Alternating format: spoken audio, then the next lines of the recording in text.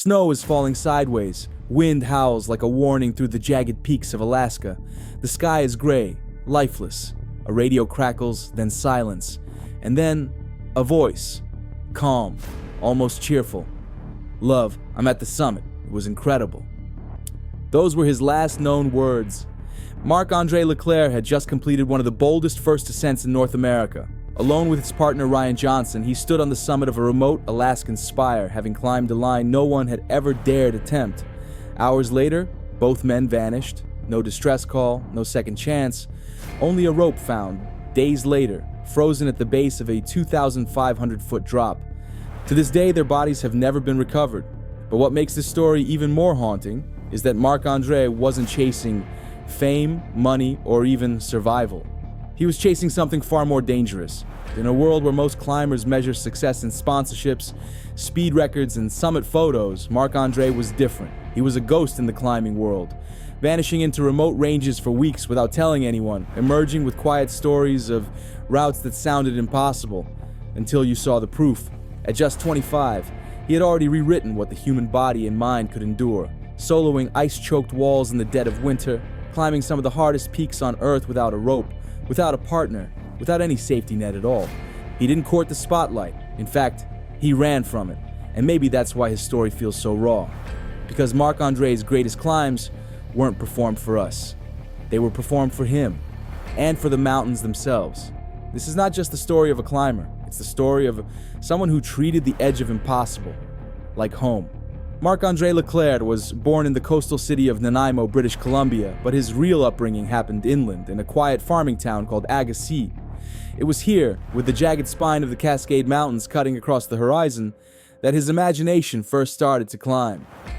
By the time most kids were learning multiplication tables, Marc could already tell you the height of Mount Everest, down to the last foot, and recite the names of history's great alpinists like they were childhood friends. He wasn't just daydreaming about mountains, he was studying them, memorizing their shapes, their stories, their dangers. When he was 8 years old, his grandfather handed him a copy of Quest for Adventure by Chris Bonington. It wasn't a children's book. It was a collection of bold expeditions and life or death decisions, told by some of the greatest climbers to ever live. Marc devoured every page, and something in him shifted. These weren't just stories, they were blueprints for a life he didn't yet know how to reach. At 9, he got his first taste of climbing at a wall inside a shopping mall. But that short session lit a fuse. He soon found a proper climbing gym in nearby Abbotsford, where his natural talent was impossible to miss. Holds that left other kids struggling seemed to draw him upward like magnets. Coaches noticed. By his early teens, he was dominating competitions, his wiry frame and quiet intensity setting him apart from the rest. But Marc's dreams didn't fit inside a gym. Even then, he wasn't thinking about medals. He was thinking about mountains. When Marc was 15, his mother gave him another book, Mountaineering, The Freedom of the Hills. It wasn't written for beginners. It was the kind of manual seasoned climbers used to refine decades of experience. But Marc didn't just read it, he absorbed it, using it as his personal curriculum. Armed with secondhand gear he bought with money earned from working construction alongside his father, he started venturing into the local peaks. Sometimes he would bike for miles with a rope over his shoulder or hitch rides with strangers just to reach trailhead.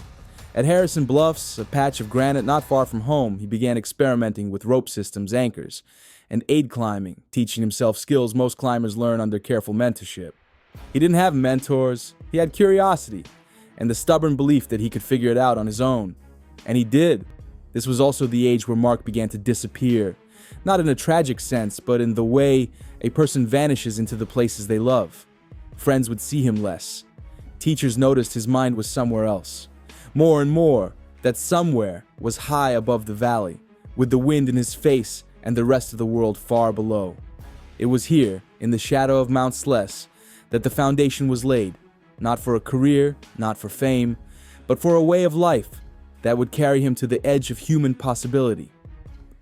After finishing high school a year early, Marc wasted no time stepping fully into the life he'd been chasing. He moved to Squamish, Canada's climbing mecca, without much of a plan beyond climbing as much as possible. He didn't have money for rent, so he bounced between friends' couches and nights sleeping under overhanging boulders in the Grand Wall Forest. The dirtbag climber lifestyle wasn't a sacrifice for him, it was a privilege. Every day, He woke up surrounded by granite walls that called to him like old friends. Squamish was a place where reputations were forged, where the best climbers in North America came to test themselves. And quietly, without much notice at first, Marc began to outclimb almost everyone. He wasn't chasing grades or attention, he was chasing experiences. Routes that had intimidated him years earlier were now warm-ups. Then came his first real breakthrough, the northeast buttress of Mount Sless. It wasn't just another climb, it was a local giant, a jagged peak steeped in legend and tragedy. Marc had already tried it twice and failed, but on his third attempt, he moved with a confidence and fluidity that made the exposure feel like nothing more than open air. Reaching the summit wasn't just a victory, it was proof that the kid from Agassiz could match the best in the game. But even that was just the beginning. Marc's progression in Squamish was meteoric. In 2013, he took on one of the region's most notorious challenges, the Last Temptation of St. Anthony, a demanding free climb on the north walls of the Chief. It had a reputation for thin technical sequences and dangerous fall potential. Many had failed, some had resorted to aid climbing. Marc freed it. That same year, he set a new standard by soloing the Grand Wall in just 57 minutes, breaking Alex Honnold's previous record. For most climbers, such a feat would be a career-defining headline. For Marc, it was just another day out, a personal challenge done quietly with no media push or sponsorship hype. What set him apart wasn't just physical ability, it was the way he approached climbing. While others trained for competitions or planned expeditions months in advance, Marc thrived in spontaneity. He might be seen in town one afternoon, then vanish the next morning into the mountains with barely a word.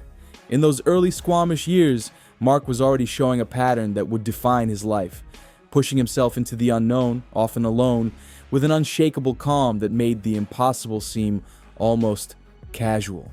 And soon, his hunger for bigger, wilder objectives would take him far beyond the granite walls of British Columbia. In 2014, Marc set his sights on Patagonia, a land of wind, granite, and storms so violent they could strip the skin from your face. Climbers spoke of it with both reverence and fear.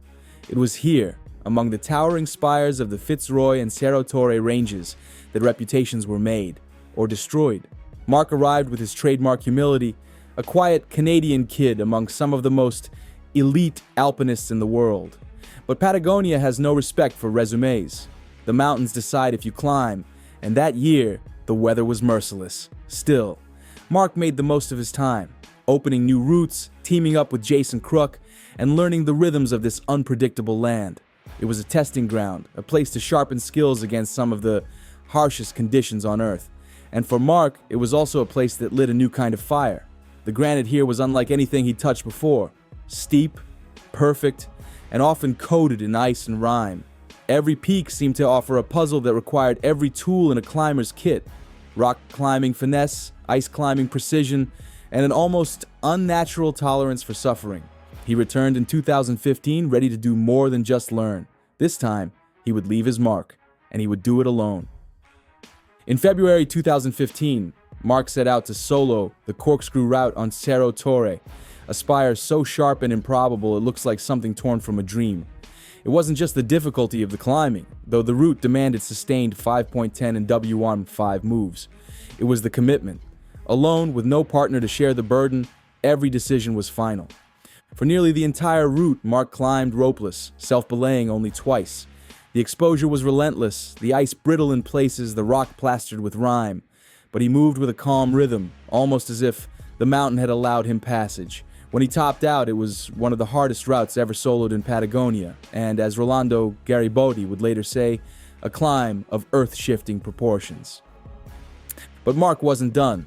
In the same season, he linked Tomahawk and Exocet on Aguja Standhart in an on-site free solo, a combination few would dare even with a partner.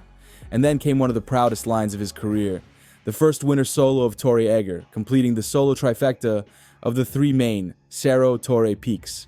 Each climb built on the last, not in pursuit of records, but in pursuit of experience. Marc thrived in that razor-thin space between mastery and uncertainty, the place where the outcome was never guaranteed, and the reward was simply to have been there at all. After Patagonia, Marc's attention turned north, to the Canadian Rockies, a landscape less famous than the southern spires, but every bit as brutal. Here, The mountains rise in cold, jagged walls, where avalanches sweep the faces clean, and ice climbs form like frozen waterfalls clinging to stone. In the spring of 2016, he set his sights on Mount Robson's Emperor Face.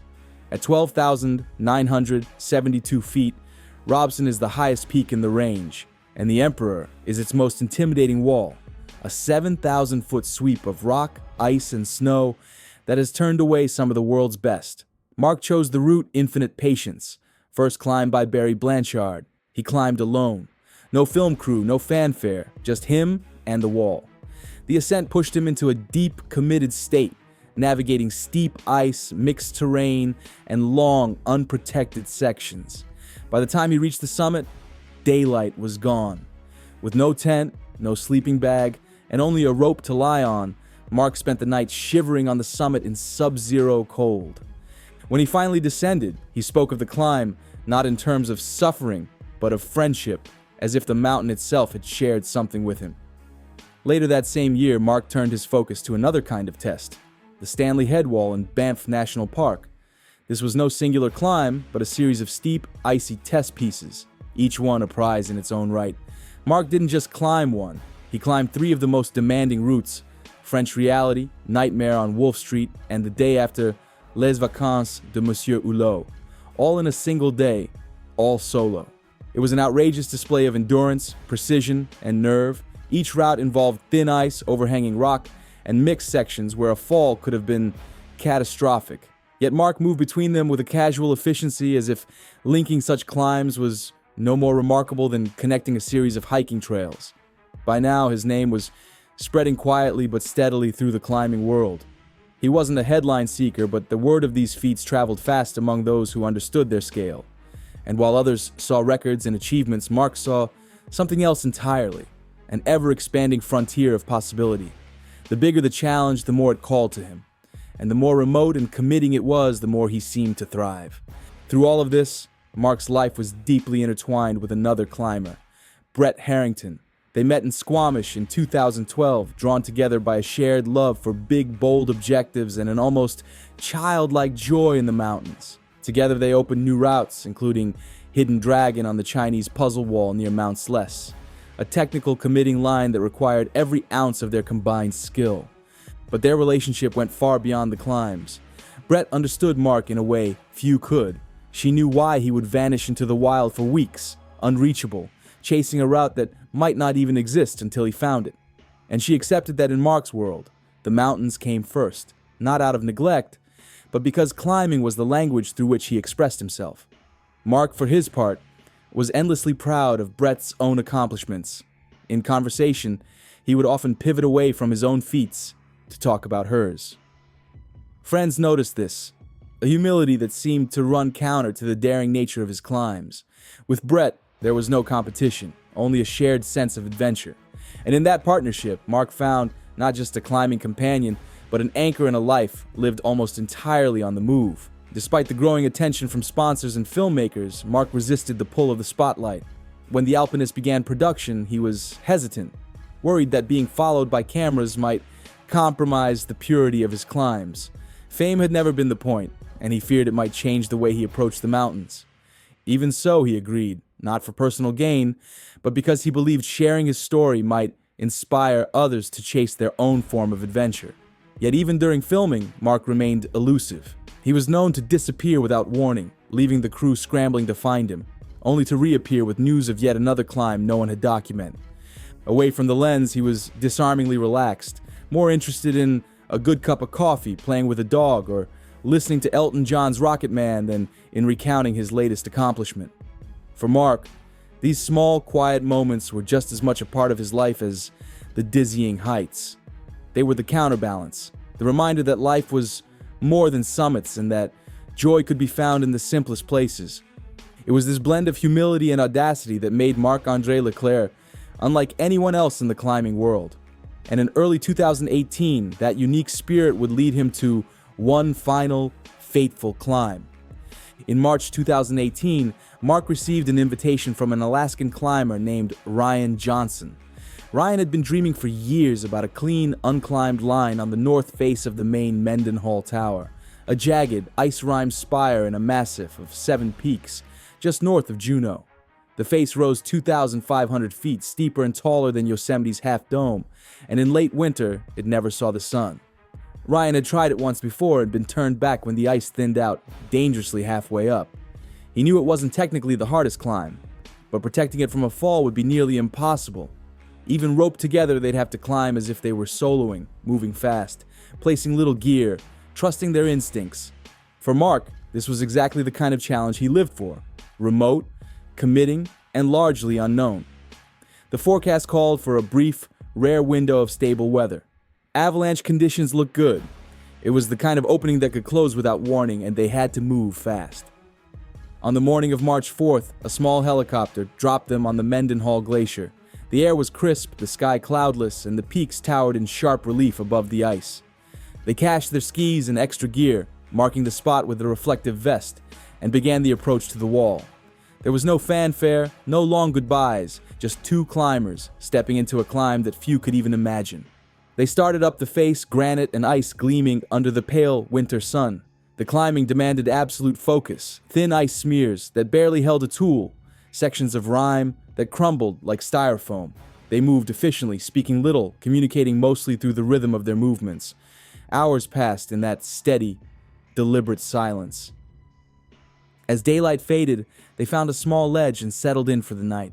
Dinner was whatever they could melt from the snow, their stove hissing softly against the vast stillness of the wall. Above them, the route disappeared into shadow. The cold seeped into their layers, but the summit was within reach. The next morning, March 5th, they pushed higher. Just before 10:30 a.m., Mark reached out to Brett from the top. "Love, I'm at the summit. It was an incredible climb." He sent her a photo of distant Mount Fairweather gleaming under a flawless sky. Minutes later, he messaged his mother. "Beautiful." Somewhere in those moments, there must have been a quiet satisfaction. The knowledge that they'd done exactly what they came for. The plan was simple. Descend, retrieve their gear cache, and ski the 10 miles out to the trailhead. But in Alaska's mountains, simplicity is an illusion. The descent would be their most dangerous climb of all. When they didn't return to Juneau by the evening of March 7th, concern quickly turned to alarm. A storm had moved in almost immediately after their summit, burying the face in fresh snow and obscuring any chance of spotting movement from the air. For 4 long days, high winds and whiteout conditions kept rescuers grounded.